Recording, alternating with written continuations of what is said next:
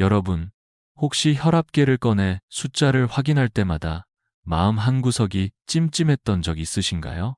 숫자는 정상이지만 왠지 모르게 불안하고 높게 나왔다면 그날 하루 종일 마음이 무거워지지 않으셨나요? 오늘은 그런 여러분께 꼭 전해드리고 싶은 이야기가 있습니다. 단순히 혈압을 재는 법이 아니라 혈압을 어떻게 제대로 이해하고 정확히 관리할 수 있는지를 알려드리려 합니다. 어느 날 아침, 78세의 박영자 할머니는 늘 하던 대로 조용히 앉아 혈압을 재셨습니다. 평소보다 조금 높게 나왔지만 어지럽지도 않고 두통도 없어서 별일 아니겠지 하며 손주들과 아침 식사를 하던 중 갑자기 휘청이며 쓰러지셨습니다. 병원에 도착했을 때는 뇌출혈 초기 증상이 있었고 다행히 빠른 치료로 회복하셨지만 할머니는 의사에게 이렇게 말씀하셨습니다. 선생님, 저는 매일 혈압을 잰다고 생각했는데 그게 전부가 아니었나 봐요. 이 말을 들은 의사는 조용히 고개를 끄덕이며 이렇게 답했습니다. 정확히 잰다는 건 단순히 숫자를 보는 게 아니라 몸이 보내는 신호를 이해하는 겁니다. 고혈압은 흔히 침묵의 살인자라고 불립니다.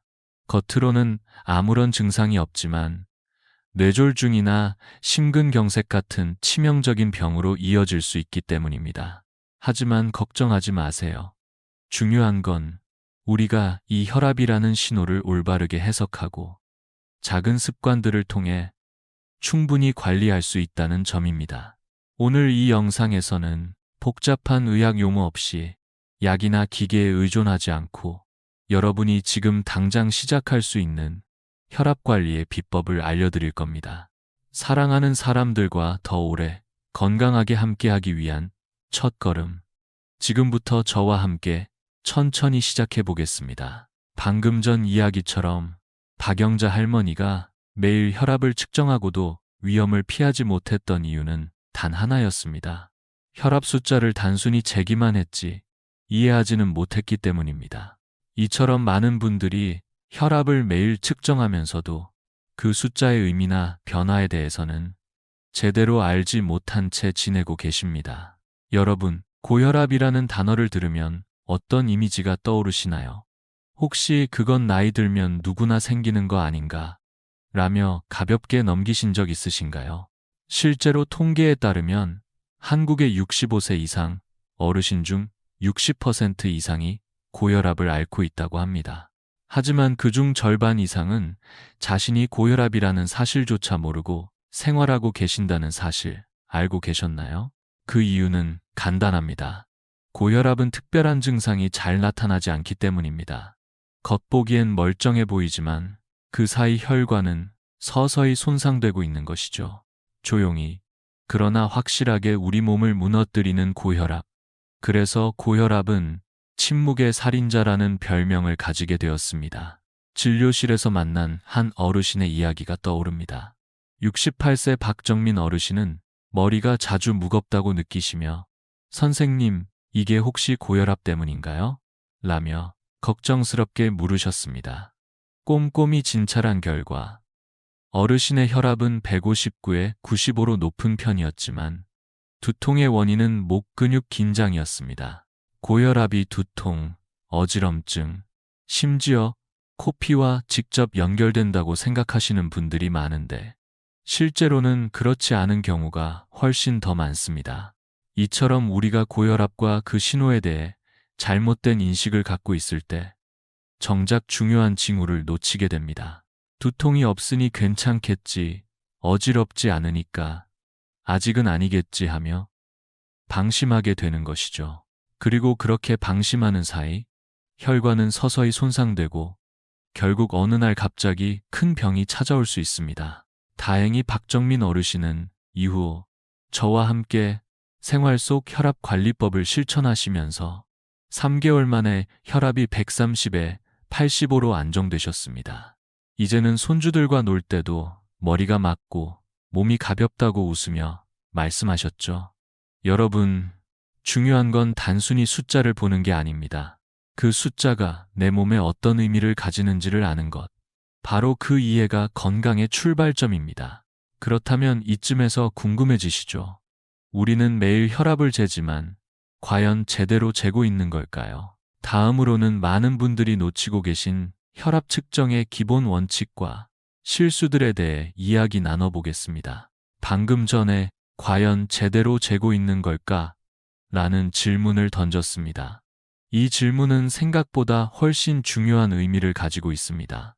왜냐하면 같은 사람이라도 어떻게, 언제, 어디서 재느냐에 따라 혈압 수치가 달라질 수 있기 때문입니다. 제 환자 중 한 분인 72세 최영희 할머니의 이야기를 들려드릴게요. 할머니는 병원에 오실 때마다 혈압이 높게 나와서 늘 걱정을 안고 진료실에 들어오셨습니다. 선생님, 제 혈압이 너무 높은 거 아닌가요? 하며 불안한 표정으로 말씀하시곤 했죠. 하지만 집에서 잰 혈압은 훨씬 낮았습니다. 그 이유는 바로 백의 고혈압 때문이었습니다.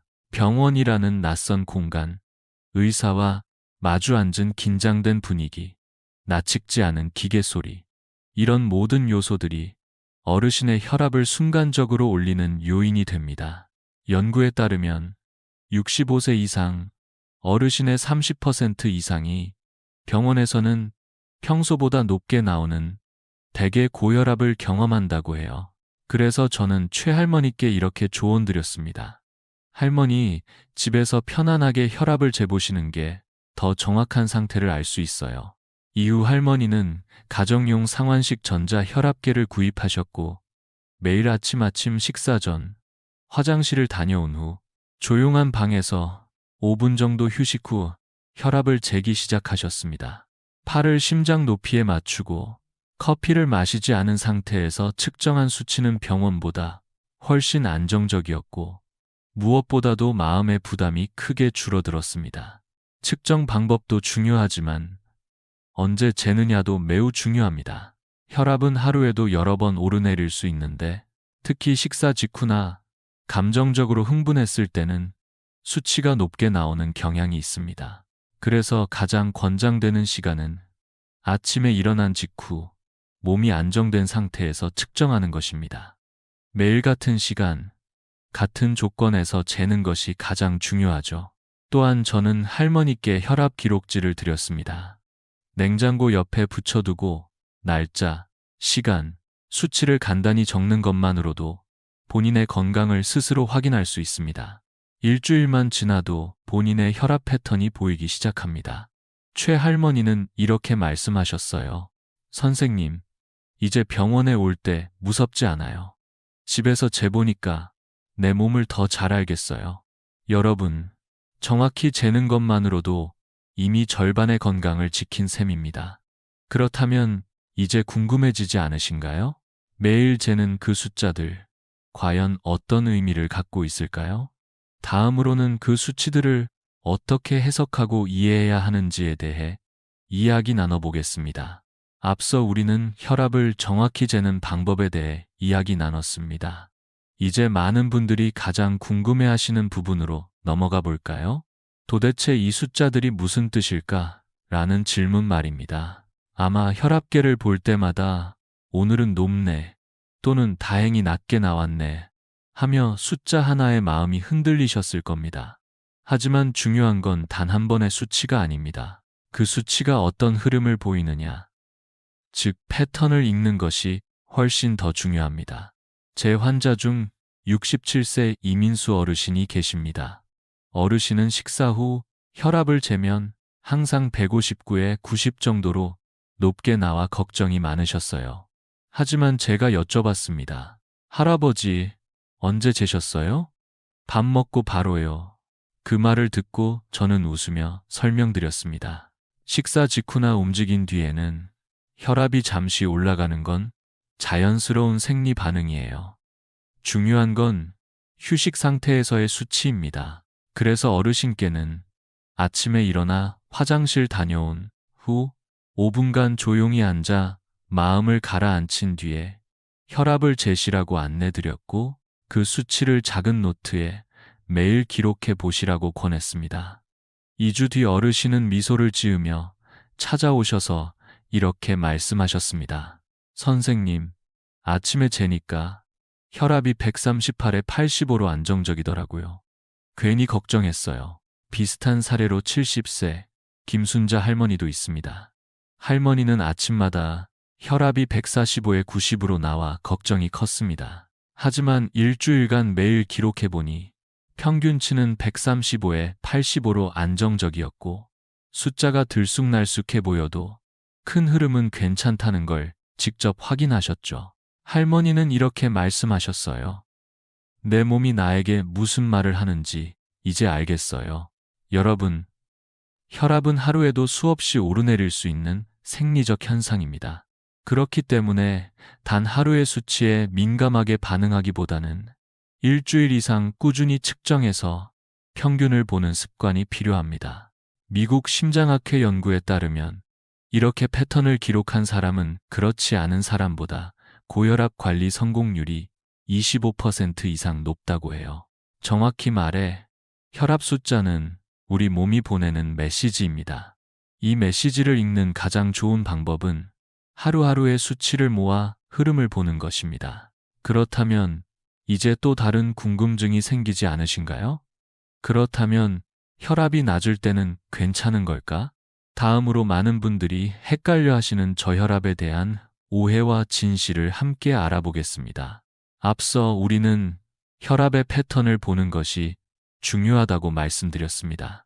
그런데 여기서 또 하나 자주 받는 질문이 있습니다. 선생님, 저는 혈압이 낮은 편인데 이거 괜찮은 건가요? 바로 저혈압에 대한 오해입니다. 많은 분들이 혈압이 조금만 낮아도 몸이 약하다, 순환이 안 된다, 큰 병이 생기는 건 아닐까 하고 걱정하시는데 정말 그럴까요? 제 환자 중 65세 정미경 할머니가 계십니다. 할머니는 마른 체형에 항상 나는 저혈압이라 그런지 아침마다 기운이 없어요 라고 말씀하셨어요. 그래서 혈압을 측정해보니 117에 68. 이 수치는 아주 정상적인 범위였고 결코 저혈압이라 말할 수 없는 수준이었습니다. 놀라신 할머니께 저는 말씀드렸죠. 할머니, 이 정도 수치는 오히려 건강한 쪽에 가까워요. 다른 원인을 함께 살펴보는 게 중요하답니다. 검사 결과 할머니는 혈압약 용량이 과했거나 아침에 물을 거의 드시지 않아 탈수로 인해 어지러움을 느끼셨던 것이었습니다. 혈압 수치 자체보다도 약물이나 수분 섭취 부족이 원인이었던 거죠. 약을 조정하고 물을 충분히 마시게 한 후 할머니는 이렇게 말씀하셨습니다. 아침에 눈 뜨는 게 한결 편해졌어요. 몸이 이렇게 가벼운 줄 몰랐네요. 또 다른 사례로 68세 박순내 어르신은 혈압이 105에 65 정도로 측정되었는데 이거 너무 낮은 거 아니에요? 쓰러질까봐 무서워요라고 하셨습니다. 하지만 증상은 없었고 식사도 규칙적으로 하시는 분이었습니다. 어르신은 하루 종일 집안에서 물도 거의 안 드시고 활동량도 적은 편이었는데 이로 인해 기력이 떨어진 것처럼 느껴지신 것이었죠. 이처럼 저혈압은 수치만 보고 판단해서는 안 됩니다. 증상이 없다면 대부분 괜찮으며 반대로 어지럼증이나 피로감이 있다면 혈압의 원인을 함께 살펴봐야 합니다.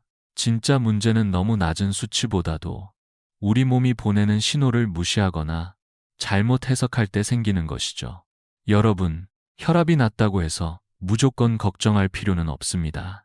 중요한 건 내 몸의 정상 범위가 어디인지를 파악하고 변화가 생길 때는 당황하지 않고 전문가와 상의하는 습관입니다.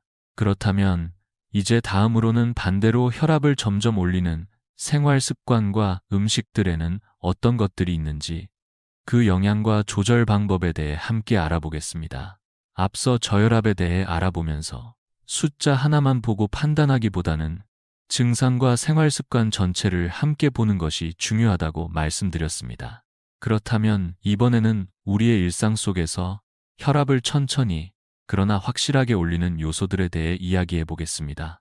많은 분들이 내가 뭘 잘못했길래 혈압이 올라갔을까 궁금해 하시지만 그 답은 아주 가까운 곳에 있습니다. 바로 우리가 매일 먹고 움직이고 쉬는 방식 속에 숨어 있죠. 제 환자 중 70세 김동현 어르신이 계십니다. 어르신은 매일 저녁 라면 한 그릇을 꼭 드시는 게 낙이셨습니다. 나이 들어서 입맛 없는데 라면은 먹고 나면 기분이 좋아지거든요 하셨죠. 그런데 혈압을 재보니 150에 95로 높게 나왔습니다. 진료실에서 어르신은 한숨을 쉬며 이렇게 말씀하셨어요. 선생님, 이 나이에 뭘 고치겠어요. 그냥 이렇게 살다 가는 거죠.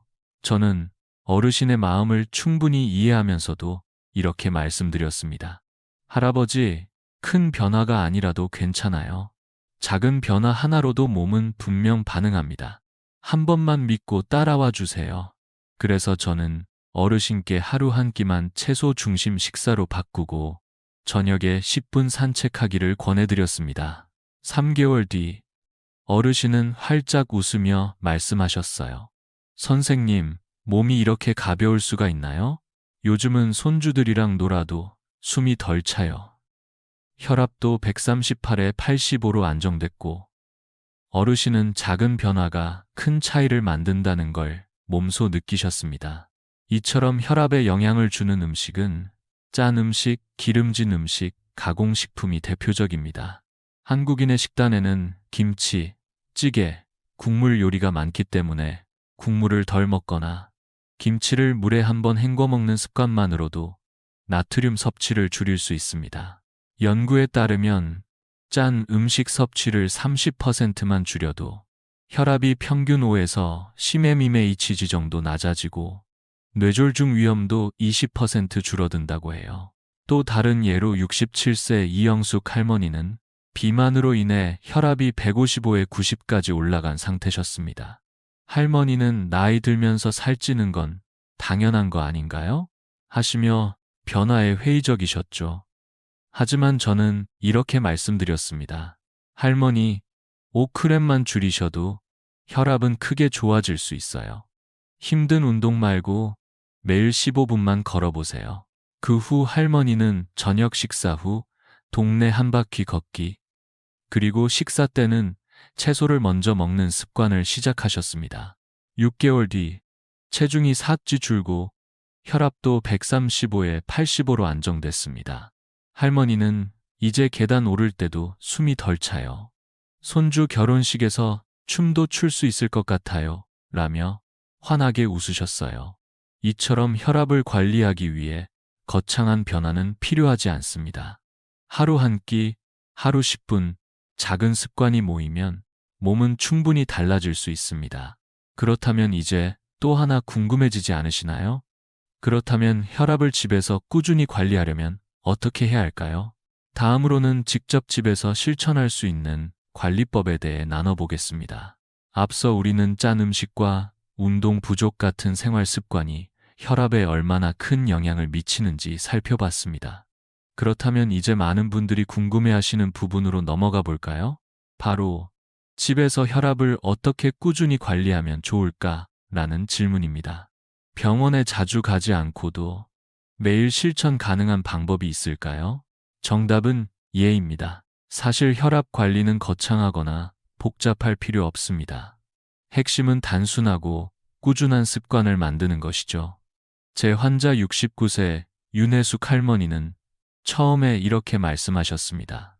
선생님, 매일 혈압을 재고 또 기록하라는 게 너무 번거로워요.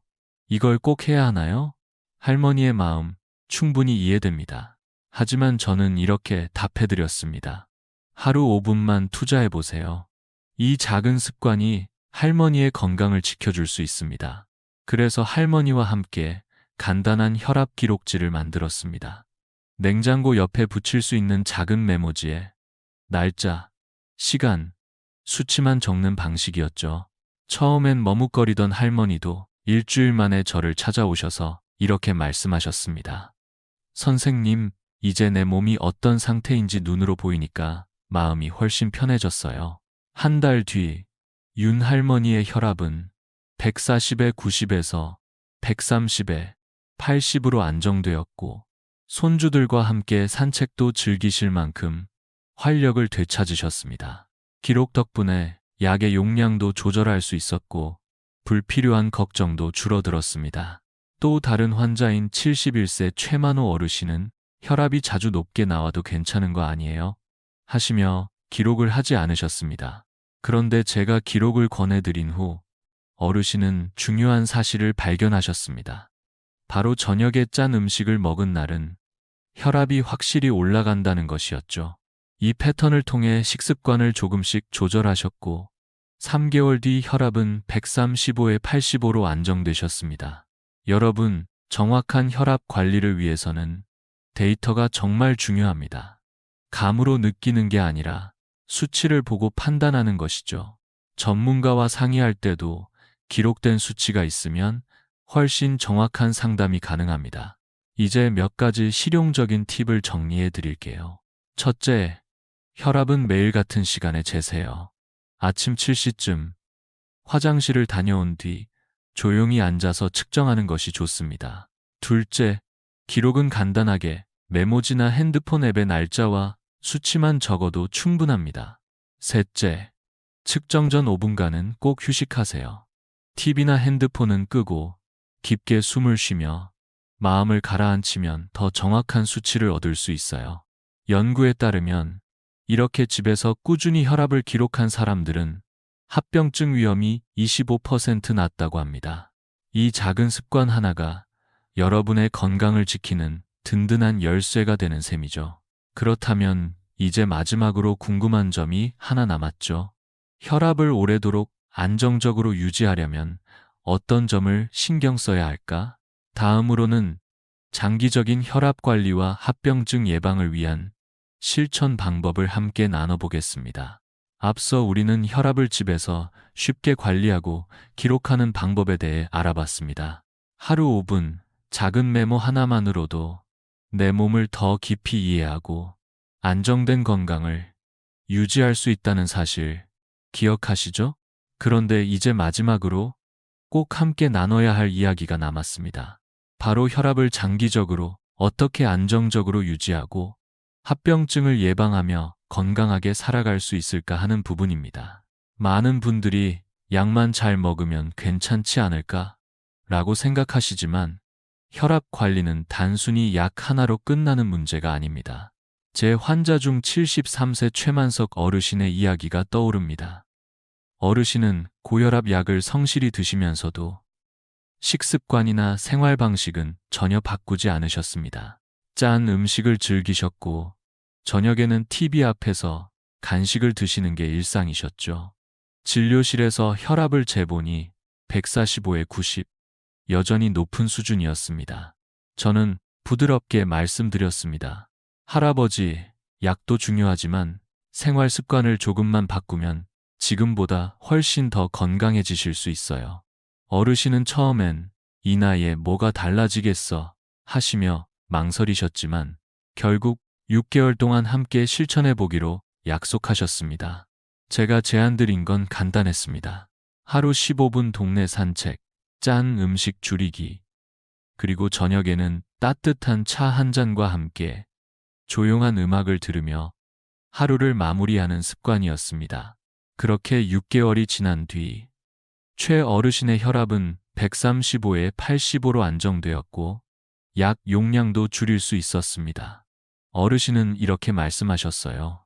선생님, 요즘은 손주들이랑 공원에서 더 오래 걸을 수 있어요.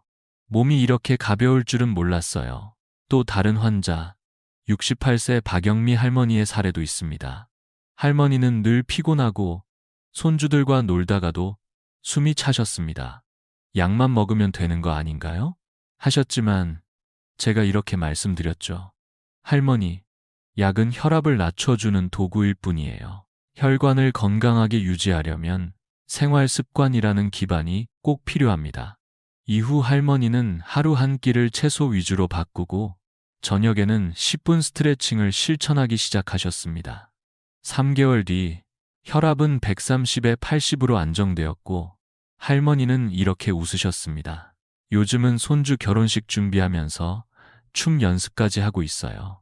여러분, 이렇게 작은 변화가 모여서 건강한 시간, 더 긴 인생, 더 많은 웃음을 선물해 줍니다.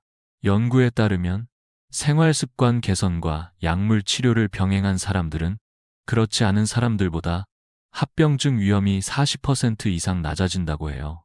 이건 단순한 수치가 아니라 내 가족과 함께 웃으며 보낼 수 있는 소중한 시간의 차이입니다.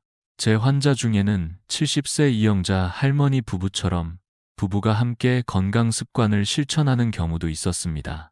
두 분은 매일 아침 손을 잡고 혈압을 재고 저녁이면 공원을 걸으며 하루를 마무리하셨습니다. 할머니는 이렇게 말씀하셨죠. 이제는 서로 아침마다 혈압이 어땠는지 이야기하면서 하루를 시작해요. 이게 저희만의 사랑 표현이에요. 그 말을 들으며 저도 가슴이 따뜻해졌습니다. 여러분, 오늘부터라도 시작해보세요. 혈압계를 꺼내 조용히 재보는 것, 냉장고에 간단한 기록지 하나 붙이는 것, 하루 한 끼 채소를 더하고 저녁에 10분만 산책하는 것, 이 작은 변화들이 모여서 여러분의 건강을 지켜줄 수 있습니다. 그리고 이 영상을 부모님, 친구, 이웃과 함께 공유해주세요.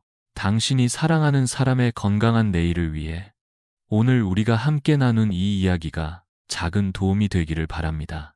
저는 앞으로도 여러분과 함께 건강한 습관을 나누고 응원하겠습니다.